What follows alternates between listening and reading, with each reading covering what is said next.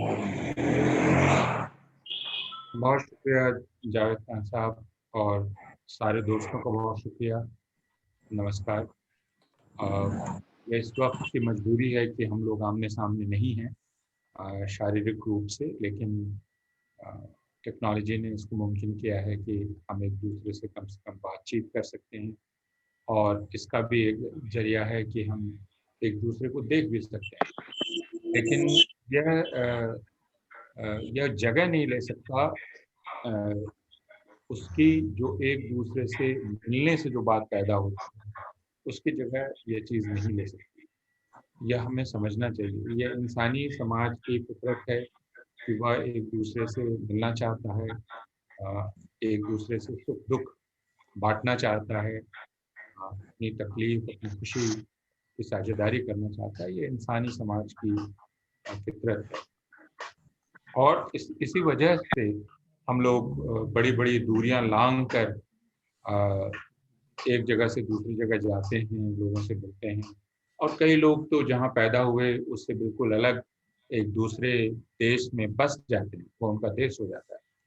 और इससे यह पता चलता है कि यह जो भीतरी और बाहरी का फर्क हम करते हैं कि यह जगह हमारी है और आप इस जगह पर हमारे बाद आए और आपका दावा मेरे दावे से कम है।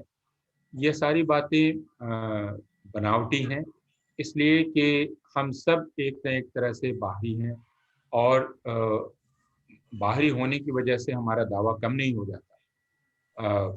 तो मैं अगर अंबिकापुर जाऊं इतने 100 किलोमीटर दूर पार करते हुए, तो वो सिर्फ इसलिए कि लोगों से मिलने की एक इच्छा है, और इसका भरोसा है कि जब मैं वहाँ जाऊँगा तो स्वागत होगा, लोग गर्मजोशी से मिलेंगे।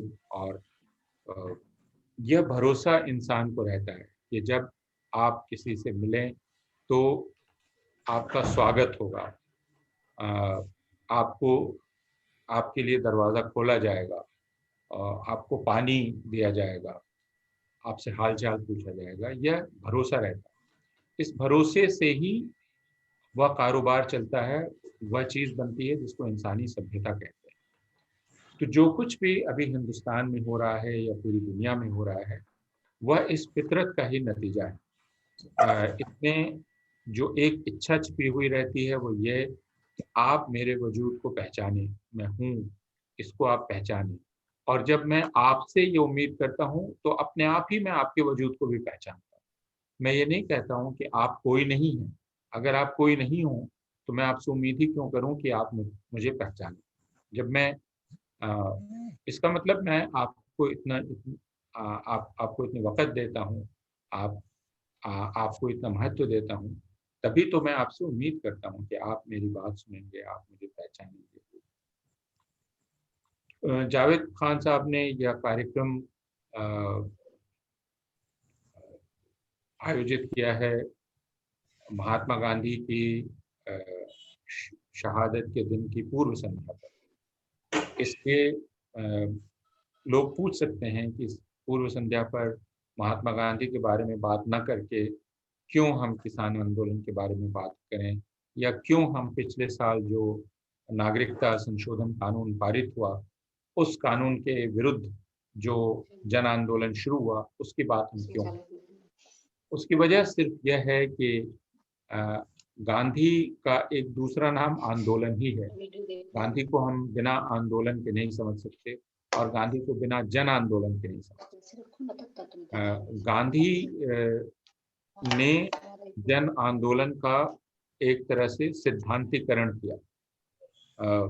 यह बहुत मशहूर वाकया है कि आज़ाद हिंद फौज के लोग सुभाष बाबू के मारे जाने के बाद उनसे मिलने आए, तो उन्होंने कहा कि मैं सुभाष बाबू की बहुत इज्जत करता हूँ, वो बहुत वीर व्यक्ति थे। लेकिन जो कमी थी वह कमी ये कि वे जन जागरण नहीं कर पाए, जन जागरण के काम में नहीं लगे। तो महात्मा गांधी का अर्थ ही है जन जागरण, जन आंदोलन। और इसलिए महात्मा गांधी को याद करने का सबसे अच्छा तरीका ये है कि आपके वक्त जो जन आंदोलन चल रहे हैं उन जन आंदोलनों को समझने की कोशिश की जाए। तो अभी दिल्ली की सरहदों पर चारों तरफ किसान जमा हैं। आप जानते हैं जनवरी का महीना खत्म होने को आया। अ, अ, ठंड अब थोड़ी उतर रही है, फिर भी दिल्ली में बहुत ठंड है। मुझे मालूम नहीं कि अंबिकापुर में वैसे ठंड पड़ती है कि नहीं जैसे दिल्ली में पड़ती है, लेकिन दिल्ली में बहुत ठंड है। दिसंबर के महीने में भी ठंड बहुत होती है। तो ये किसान पिछले 2.5 महीने से तकरीबन इस ठंड में, इस कड़ाके की ठंड में पड़ाव डाल के बैठे हुए हैं दिल्ली की सरहदों में। जो लोग बैठे हैं, अगर आप उनकी तस्वीरें देख रहे होंगे, आजकल तो यह बात बहुत आसान है, सोशल मीडिया का ज़माना है, आप वीडियो भी देखते हैं, तस्वीरें भी देखते हैं, तो आप देखेंगे कि उसमें बूढ़े हैं, जवान हैं, अ, बुजुर्ग बहुत हैं, बुजुर्ग किसान बहुत हैं जो आए हैं। यही वे तो सवाल है। हेलो, आप लोग अपना ऑडियो बंद कर लें, वरना फिर डिस्टरबेंस होता है। तो ये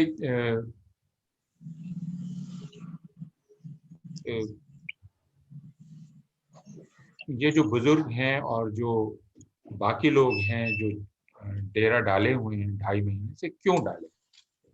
क्या इनका शौक है कि ये सैकड़ों किलोमीटर चलकर आएं और दिल्ली के पास सड़क पर सारी तकलीफ उठाकर और पड़ाव डाले?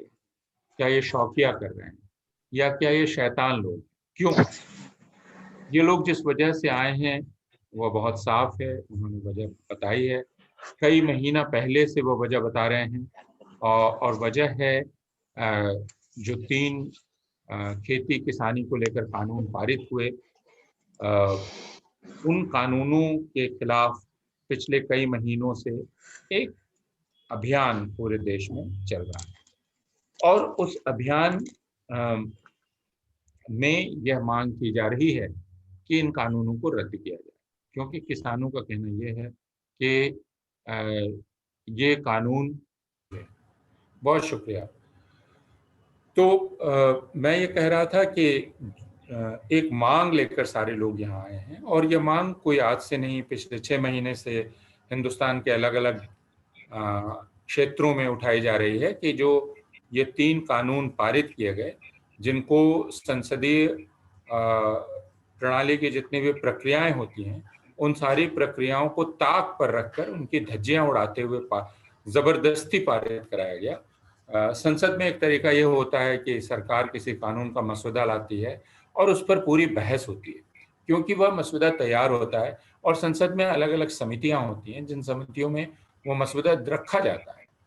अब ये तीनों कानून तो खेती किसानी से जुड़े हुए थे, और अगर भारतीय संविधान आप देखेंगे तो खेती किसानी राज्य का मसला है, केंद्र का मसला नहीं है।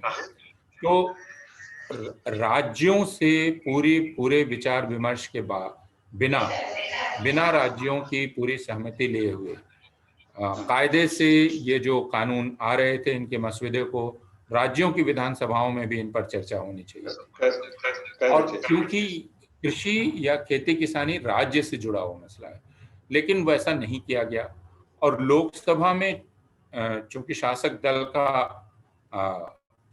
बहुमत है, तो उस बहुमत के डंडे के बल पर इसको लोकसभा में पारित करा लिया गया।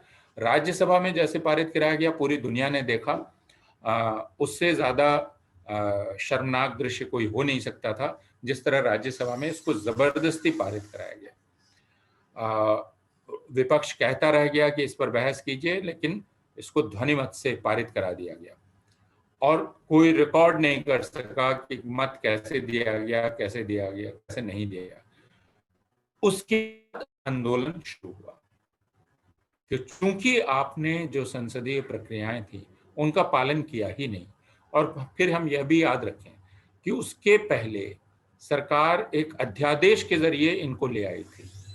अब जब पूरा देश जूझ रहा था एक कोरोना वायरस से, और कोरोना वायरस के दौरान प्राथमिकताएं कुछ और होनी चाहिए थी, फौरी प्राथमिकताएं सरकार की, लोगों के न सिर्फ जान बचाने की, बल्कि जो आजीविका का नुकसान हुआ था, रोजी रोटी का नुकसान हुआ था, उस नुकसान की भरपाई करने की, वह करने की जगह सरकार अध्यादेश के जरिए इनको ले आती है, जैसे कि इनको अगर न लाए तो पहाड़ टूट पड़ेगा, और उसके बाद संख्या बल पर संसद का सत्र बुलाकर इन कानूनों को पारित करा देती है।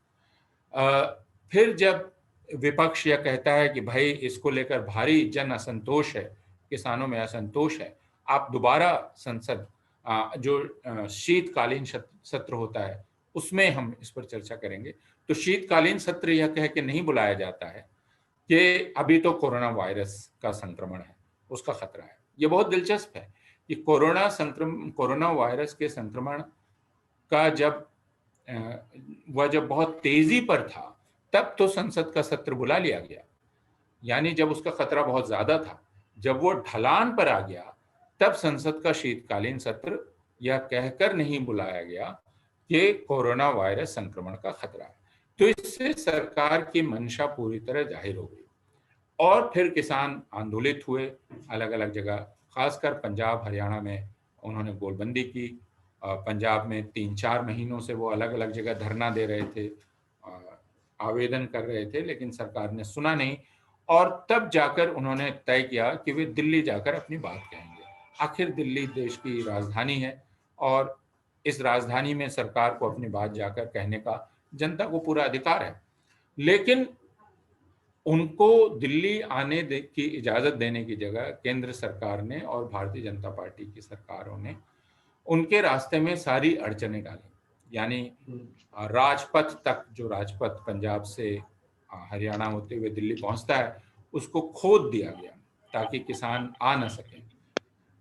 रुकावटें डाली गई, वाटर कैनन से वार किया गया, लाठी चार्ज किया गया, लेकिन किसान सारे रुकावटों को पार करते हुए दिल्ली की सीमा तक पहुंच गए, और वे दिल्ली की सीमा पर रुक गए। उन्होंने काफी अनुशासन का परिचय दिया, दिल्ली की सीमा पर रुक गए। उन्होंने कहा कि हमारा आंदोलन अहिंसक है, हमारा कोई इरादा हिंसा का नहीं है, हम अपने आप को तकलीफ देंगे, खुद तकलीफ उठाएंगे, और यह गांधी का तरीका है। उनका कहना है कि जितनी हम खुद को तकलीफ देंगे, उससे यह बात जाहिर होगी कि हम जिस बात के लिए आए हैं उस बात में हमारा यकीन है। तो यह कहने के लिए किसान वहां इकट्ठा हुए, और उन्होंने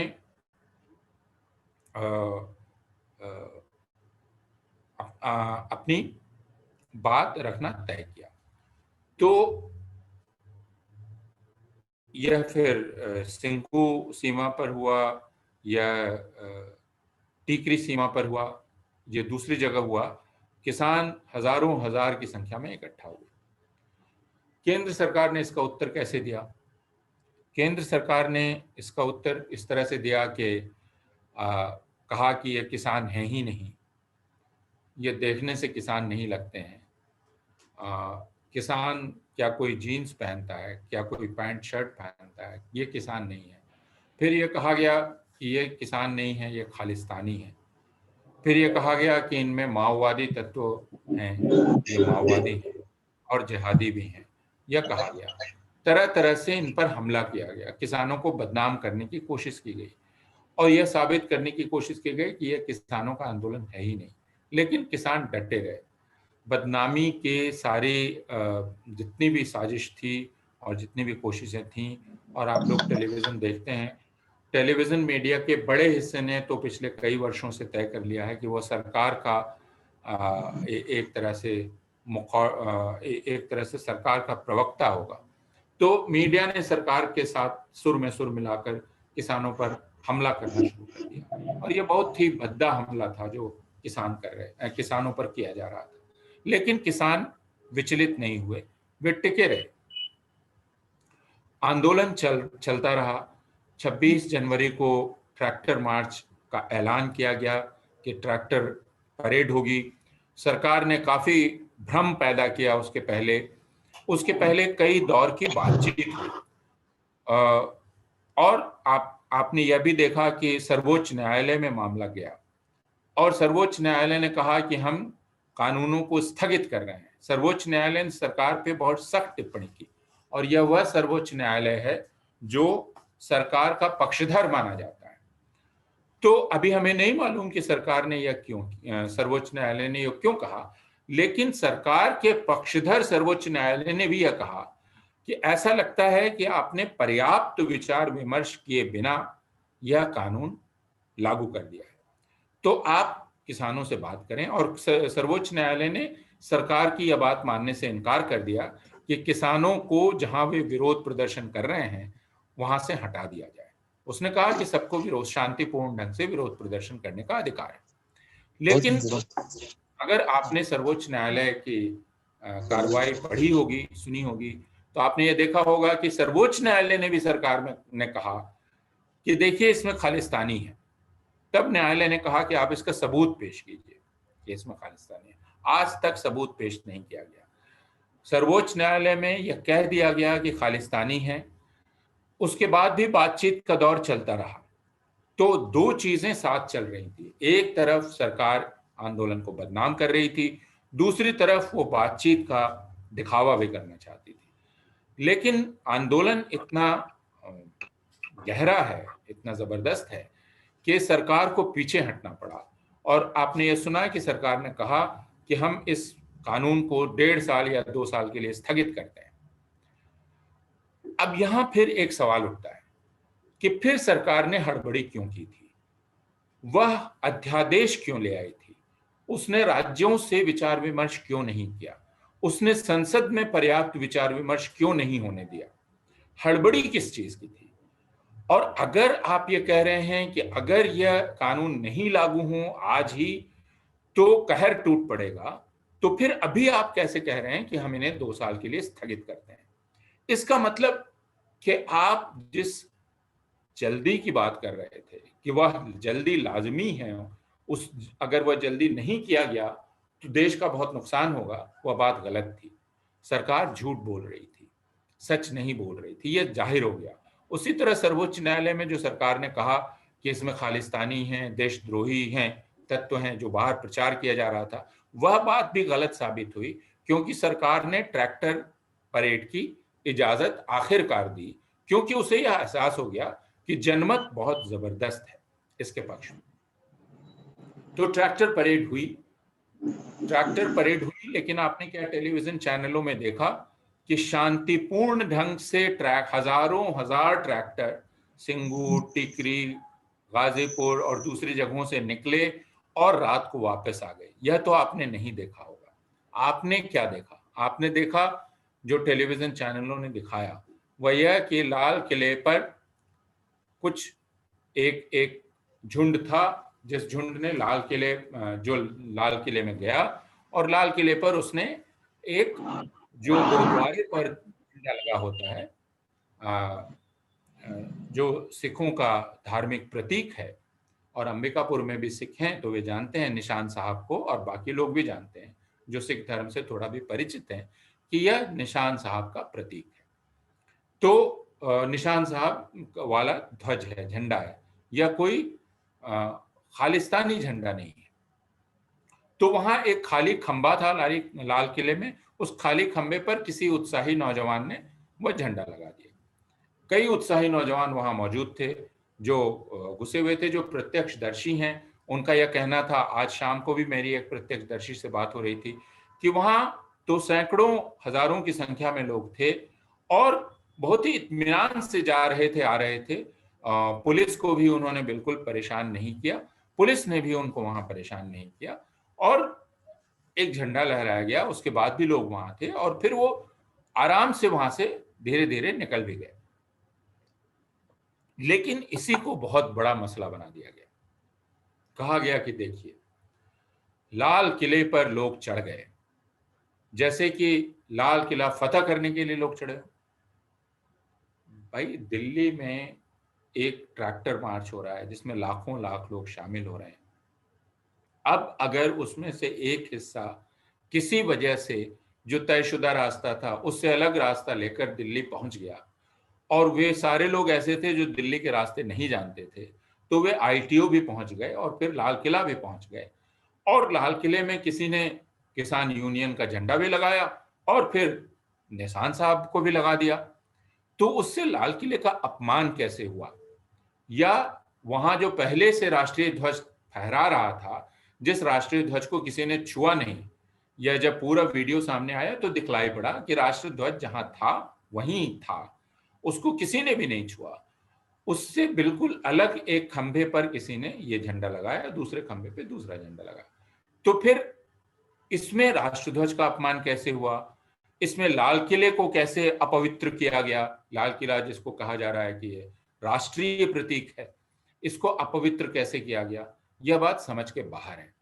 और दूसरे यह बात समझ के बाहर है कि 26 जनवरी की दोपहर से जो सारे टेलीविजन चैनल, हिंदी के अखबार इसी यही चीख चीख कर कह रहे हैं कि देखिए लाल किले में घुस गए, दिल्ली में घुस गए। तो यही सबसे बड़ी बात कैसे हो गई? यह बात क्यों नहीं लोग कह रहे हैं कि लाखों लाख लोग दिल्ली से होकर गुजरे, वापस लौट गए, दिल्ली में कहीं तोड़फोड़ नहीं हुई, दिल्ली में किसी भी सार्वजनिक इमारत को कोई नुकसान नहीं पहुंचा, कहीं कोई आगजनी नहीं हुई, कोई बस जलाई नहीं गई, कुछ भी नहीं किया गया। उसके पहले ही, उनके निकलने के पहले पुलिस ने रास्ते में इतनी रुकावटें खड़ी की और इतनी आंसू गैस छोड़ी, लाठीचार्ज किया, और उसमें एक आध जगह एक आध जगह जैसा होता है झड़प हुई, उसमें कुछ लोग जाहिरा तौर पे जख्मी हुए होंगे। तो जख्मी पुलिस वाले भी हुए और जख्मी जुलूस के लोग भी हुए, तो दोनों तरफ लोग जख्मी हुए होंगे। तो हमें दोनों तरफ के लोगों की बात करनी पड़ेगी। हम सिर्फ एक तरफ यह कहें कि जुलूस के लोगों को ही अहिंसा का पालन करना चाहिए था और पुलिस को इस बात की पूरी आजादी होनी चाहिए थी कि वो एक आदमी को मिलकर 100 पुलिस वाले पीटें, इसकी आजादी होनी चाहिए, तो हम इसका मतलब हम अपनी आजाद जहनियत खो बैठे हैं और हमने अपने आप को गुलाम बना दिया है कि पुलिस हमारे साथ जैसा चाहे वैसा बर्ताव कर सकती है। तो यह हुआ 26 जनवरी को, लेकिन यह इतनी कौन सी बड़ी बात थी कि यही सबसे बड़ा मुद्दा बन गया और हम भूल गए कि किसानों का आंदोलन 3 किसान कानूनों को लेकर है। वे कानून गलत हैं, वे कानून गलत हैं, हड़बड़ी में बनाए गए हैं, उन कानूनों की अभी फौरन जरूरत नहीं थी। यह इससे साबित हुआ कि सर्वोच्च न्यायालय ने उन कानूनों को लागू करने पर रोक भी लगाई और सरकार ने खुद यह प्रस्ताव दिया कि वे 2 साल तक इन कानूनों को स्थगित कर दिए। अब किसानों का भरोसा क्यों नहीं है सरकार पर? क्योंकि सरकार की नीयत में खोट है, क्योंकि वह एक तरफ तो बातचीत कर रही है, दूसरी तरफ किसानों को लगातार बदनाम कर रही है। जो तरीका है वह तरीका यह है कि अगर मेरा आपसे इख्तलाफ है, कोई विरोध है और अब हमने तय किया कि हम बातचीत करेंगे, तो हम एक दूसरे की बदनामी नहीं करते हैं। लेकिन अगर हम बातचीत भी कर रहे हैं और बदनाम भी कर रहे हैं, इसका मतलब हमारी नीयत ठीक नहीं। यह बात बहुत ही साफ है और इसीलिए किसानों को सरकार की नीयत पे भरोसा नहीं है। उनका कहना है कि आप जब 2 साल के लिए स्थगित करने को तैयार हैं, तो 1 साल तो आपकी सरकार का हो ही गया। 2 साल आप स्थगित ही कर देंगे, तो 2 साल आपकी सरकार में बच जाएंगे। तो आप इन कानूनों को, और दूसरी बात कि एक बार कानून गलत तरीके से ही सही, दोषपूर्ण प्रक्रिया से ही सही अगर पारित हो जाते हैं, कानून बन जाते हैं, तो फिर उनको सरकार ऐसी घोषणा करके वापस नहीं ले सकती, ना स्थगित कर सकती है। उसे उनको वापस संसदीय प्रक्रिया से गुजारना पड़ेगा और तब वो स्थगित होंगे। तो यह सरकार नहीं कर रही है, इस वजह से भी किसानों का भरोसा नहीं है सरकार पर। तो यह बात किसानों ने सरकार को कही और यह बात किसान अभी भी कह रहे हैं। लेकिन सरकार ने 26 जनवरी के बाद क्या किया? सरकार ने जो किसान नेता थे उन सारे किसान नेताओं पर एफआईआर दर्ज कर दी। उन पर उसने अनलॉफुल एक्टिविटीज प्रिवेंशन एक्ट, और छत्तीसगढ़ के लोग इस कानून से परिचित हैं। इस कानून के चपेट में वहां के न जाने कितने आदिवासी और दूसरे मानवाधिकार कार्यकर्ता हैं, आ चुके हैं। विनायक सेन का नाम आप जानते हैं। तो अनलॉफुल एक्टिविटीज प्रिवेंशन एक्ट जैसा कानून, उसकी धाराएं एफआईआर में इन किसान नेताओं के खिलाफ लगाई गई।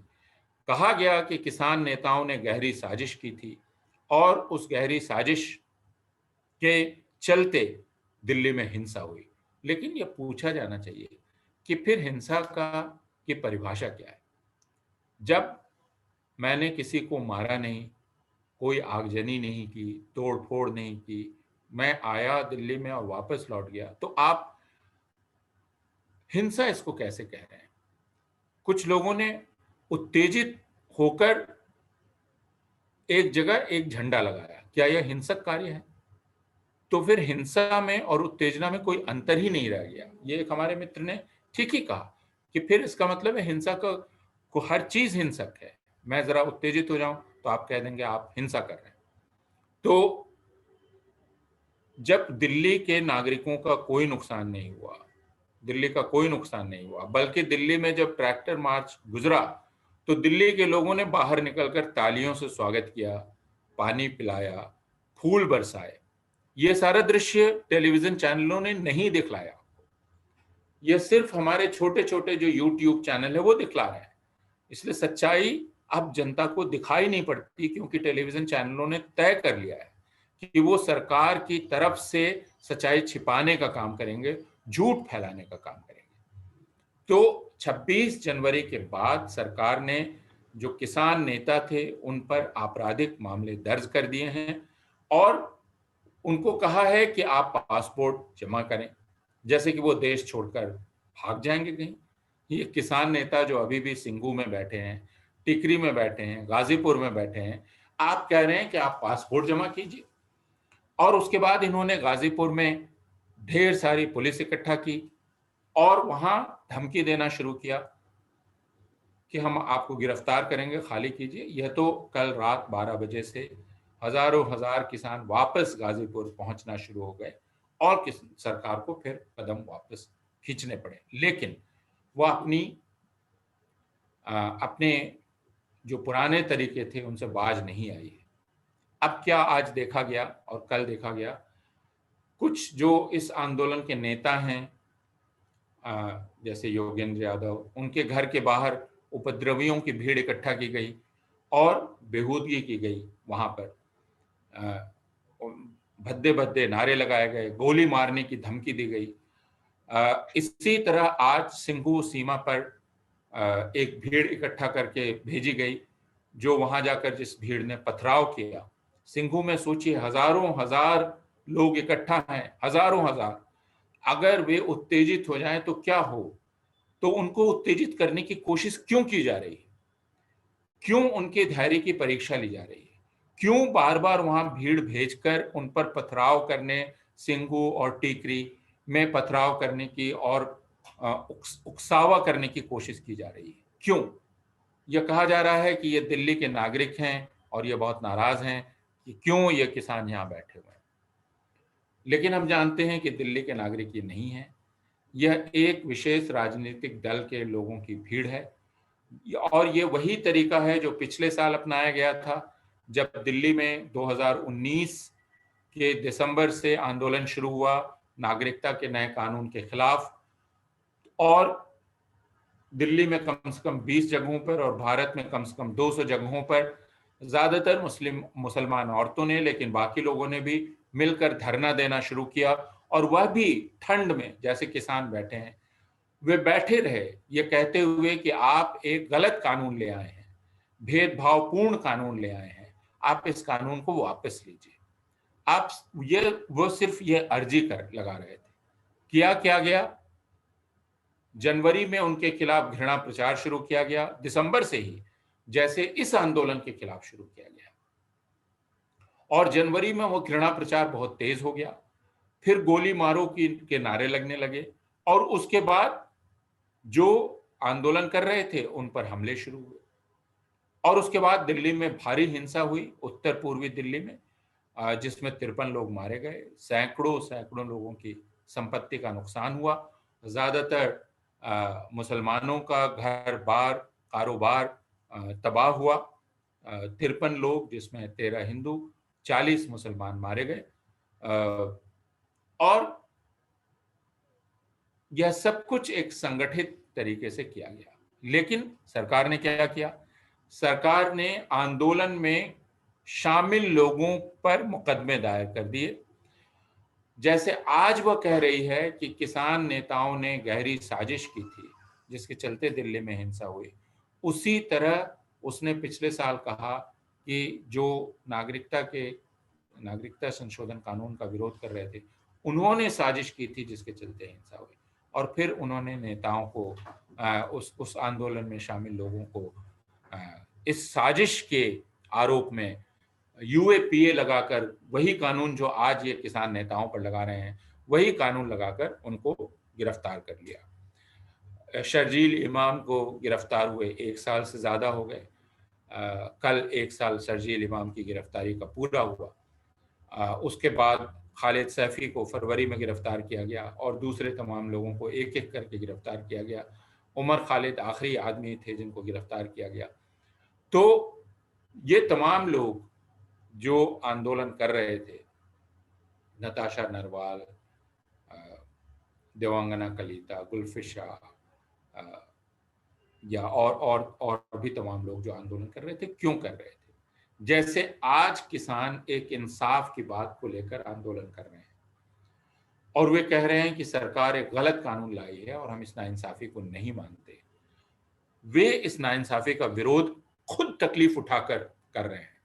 उसी तरह नागरिकता के का जो भेदभावपूर्ण कानून लाया गया था, उसके विरुद्ध खुद को तकलीफ देकर जो लोग आंदोलन कर रहे थे, उन्हीं के विरुद्ध इस सरकार ने हिंसा भड़काई और उन्हीं को फिर जेल में डाल दिया। तो यह तरीका एक ही दिखलाई पड़ रहा है जो यह सरकार पिछले कई वर्षों से कर रही है। उसके पहले आप जानते हैं कि 2017 के दिसंबर में, और ये सारा कुछ इत्तेफाक ही है, दिसंबर जनवरी में होता है, इसलिए हर साल की शुरुआत होते ही हमें बहुत तकलीफ से गुजरना पड़ता है, क्योंकि हमें हर साल जनवरी फरवरी में जो हिंसा की गई जनता के अलग अलग हिस्से के खिलाफ, उस हिंसा की याद आती है। तो 31 दिसंबर 2017, 1 जनवरी 2018 को पुणे के पास भीमा कोरेगांव में अपना जश्न मनाकर जो दलित लौट रहे थे, उन दलितों पर संगठित हमला किया गया। एक की मौत हो गई, एक दलित की।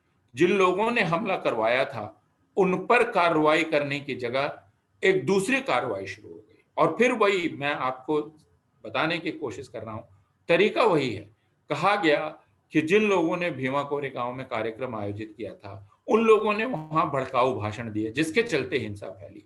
और फिर कहा गया कि यह गहरी साजिश थी, इसमें प्रधानमंत्री की हत्या की साजिश थी, वगैरह वगैरह वगैरह। और फिर 16 लोग एक एक करके 2 साल के भीतर गिरफ्तार किए गए। छत्तीसगढ़ में काम करने वाली सुधा भारद्वाज 2 साल से जेल में है, आनंद तेलतुंबड़े जेल में है, वरवर राव जेल में है, कबीर कला मंच के कलाकार जेल में हैं। झारखंड में काम करने वाले, तमिलनाडु से आकर वहां अपना जीवन आदिवासियों के अधिकारों के लिए समर्पित कर देने वाले फादर स्टैन स्वामी 83 साल के जेल में हैं। तो हम इस सरकार का काम करने का तरीका देख रहे हैं। तो गांधी को याद करने का मतलब इस वक्त यह है कि आप जिसे नाइंसाफी मानते हैं उसके खिलाफ खड़े हों, आप खुद को तकलीफ दें, आप हिंसा ना करें, और आप उसके लिए जो भी कीमत चुकानी हो वह चुकाने को तैयार हैं। तो यह भीमा कोरेगांव की बात हुआ, या सीएए के विरुद्ध जो आंदोलन शुरू हुआ नागरिकों का, उस आंदोलन के बाद हुआ, और आज अब किसान आंदोलन में हो रहा है। अब हम और आप क्या करें?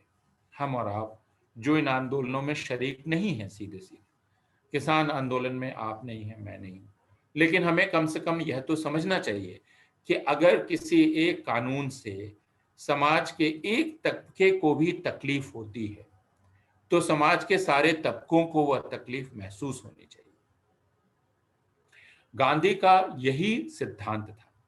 उन्होंने खिलाफत आंदोलन के वक्त में कहा था कि अगर भारत के 6 करोड़ मुसलमानों को किसी एक बात से तकलीफ है, तो भारत के बाकी जो भी आबादी भारत की है, 15 करोड़ हिंदू या जो भी है, उनको भी तकलीफ होनी चाहिए। उस कानून से सीधे आपको तकलीफ ना हो रही हो, लेकिन मुझे हो रही हो तो भी आपको बुरा लगना चाहिए। आपको कहना चाहिए यह कानून आप ला ही क्यों रहे हैं, क्योंकि इससे इस आबादी को परेशानी हो रही है, भले ही मुझे ना हो रही हो, मुझे तकलीफ नहीं हो रही हो। और मैंने शुरू में ही कहा कि इंसान होने का मतलब है साझेदारी। साझेदारी का मतलब है आप मुझे समझ पाएं, आप मेरे मन में क्या चल रहा है इसकी साझेदारी कर सकें, वरना एक राष्ट्र भी नहीं बनता है। तो फिर राष्ट्र बनने का मतलब यह है कि मैं आपकी तकलीफ में शरीक हो सकूं, मैं आपकी खुशी में शरीक हो सकूं, मैं खुद को आपके प्रति जिम्मेवार महसूस कर सकूं। इसलिए किसानों का के आंदोलन का मतलब सिर्फ किसानों का आंदोलन नहीं है, वह इंसाफ का आंदोलन है, वह नाइंसाफी के खिलाफ, जोर जुल्म के खिलाफ एक आंदोलन है। और गांधी को अक्सर हम लोग सिर्फ अहिंसा जैसे एक शब्द से याद करते हैं। अहिंसा शब्द बहुत ही गहरा शब्द है। अहिंसा को समझा नहीं जा सकता अगर हम ये ना समझें कि जिस बात को हम सच समझते हैं, उस सच को हासिल करने के लिए हम अपनी जिंदगी लगा देने को अगर तैयार नहीं है, तो हमें अहिंसा शब्द के उच्चारण का अधिकार नहीं है। उसी तरह अहिंसा, जब हम ये कहते हैं हम अहिंसक हैं, तो आपसे ये पूछना पड़ेगा कि क्या आप सच हासिल करना चाहते हैं, एक। दूसरा, कि क्या आप इंसाफ को पहचानना चाहते हैं, और क्या आप यह भी जानते हैं कि नाइंसाफी क्या है। और अगर आप ये जानते हैं कि नाइंसाफी क्या है, तो आप उसके खिलाफ लड़ने को तैयार हैं। अगर आप नाइंसाफी के खिलाफ लड़ने को तैयार नहीं हैं और नाइंसाफी को आप खामोशी से बर्दाश्त करते हैं, या आप अपनी आंखों के आगे दूसरों पर नाइंसाफी होते हुए खामोशी से देखते हैं, तो भी आप अहिंसक नहीं हैं। तो गांधी कहते हैं आप दरअसल कायर हैं। और गांधी ये कहते हैं कि मुझे कायरता की जगह हिंसा पसंद है, मुझे कायरता पसंद नहीं है। मेरे ऊपर अगर कोई जुल्म कर रहा हो तो मैं कायर होने की वजह से चुप हो जाऊं, यह एक चीज है। दूसरे, कि मैं खुद को तकलीफ देकर आपका विरोध करूं, यह दूसरी चीज है। जब मैं दूसरी अवस्था में करता हूं, यानी खुद को तकलीफ देकर मैं अन्याय का विरोध करता हूं, तब तो मैं अहिंसा का पालन करता हूं। लेकिन अगर मैं डर से खामोश हो जाता हूं, या अगर मैं उदासीनता की वजह से खामोश हो जाता हूं, तो मैं अहिंसक नहीं, तब मैं कायर हूं। और गांधी कायरता को सबसे बुरा गुण मानते थे। तो हमें यह देखना चाहिए कि हम अभी कौन कहाँ खड़े हैं। क्या हम कायर हैं? क्या हम उदासीन हैं? हमारे पड़ोसी, हमारे हम वतन, जो लोग हैं, उन हम वतनों की तकलीफ के प्रति हम उदासीन हैं, या क्या हम डरे हुए लोग हैं? हमें अपनी परीक्षा, अपनी जांच करनी चाहिए। और इस कसौटी पर ही फिर यह पता चलेगा कि हम गांधी का नाम लेने लायक हैं भी कि नहीं, यहाँ हम पर गांधी रिपीट को मोबाइल याद करने। के आज के मौके का इस्तेमाल गांधी का गुणगान करने में नहीं होना चाहिए। हमें हमें यह ध्यान रखना चाहिए कि गांधी के उसूल क्या थे।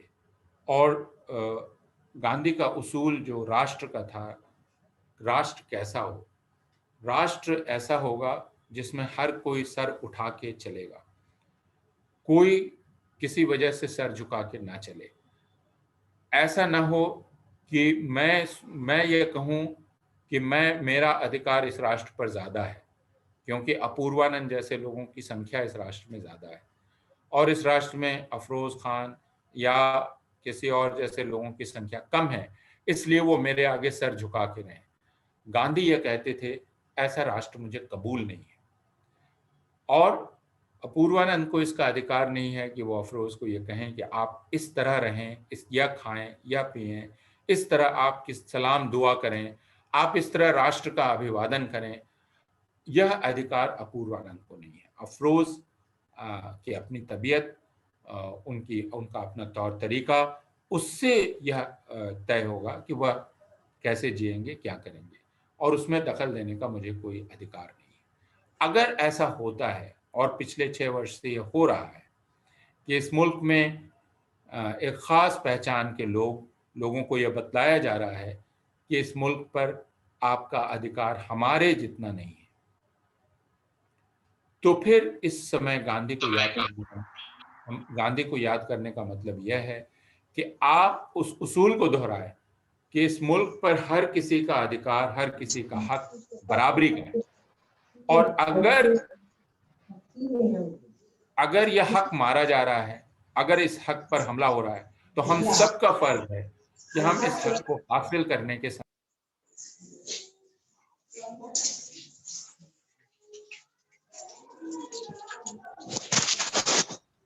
अगर यह हक किसी का लिया जा रहा है, बराबरी का हक, अगर किसी को भेदभाव का एहसास, हम सबका कर्तव्य है कि हम उसको उसका हक हासिल कराने के संघर्ष में हम भी शरीक। यही गांधी को याद करने का सबसे अच्छा तरीका है। तो अभी जो दिल्ली की सरहद के चारों तरफ किसान इकट्ठा हैं, वे एक तरह से हमें गांधी की याद दिला रहे हैं। यह गांधी का तरीका है अधिकारों के लिए, अपनी इज्जत के लिए, अपनी गरिमा के लिए लड़ने का, और हुकूमत को ये कहने का कि हुकूमत हमारी मालिक नहीं है, हम खुद मुख्तार हैं। और हुकूमत को हमारी खुद मुख्तारी, हमारी संप्रभुता, भारत में संप्रभुता नागरिक की है, लोगों की है, सरकार की नहीं है। सरकार लोगों से ऊपर नहीं है, कोई भी चीज लोगों से ऊपर नहीं। और जब हम लोग और लोग कहते हैं, तो हम पहचान सकते हैं कि कौन इंसाफ की बात कर रहा है, कौन नाइंसाफी की बात कर रहा है। हम इस बात को पहचान सकते हैं। अभी मैं अपनी बात यहीं रोकता हूँ। अगर कोई सवाल होगा तो आप सवाल कर सकते हैं। हमारे पास अगर वक्त हुआ तो हम सवाल जवाब कर सकते हैं। जावेद साहब, बहुत बहुत शुक्रिया।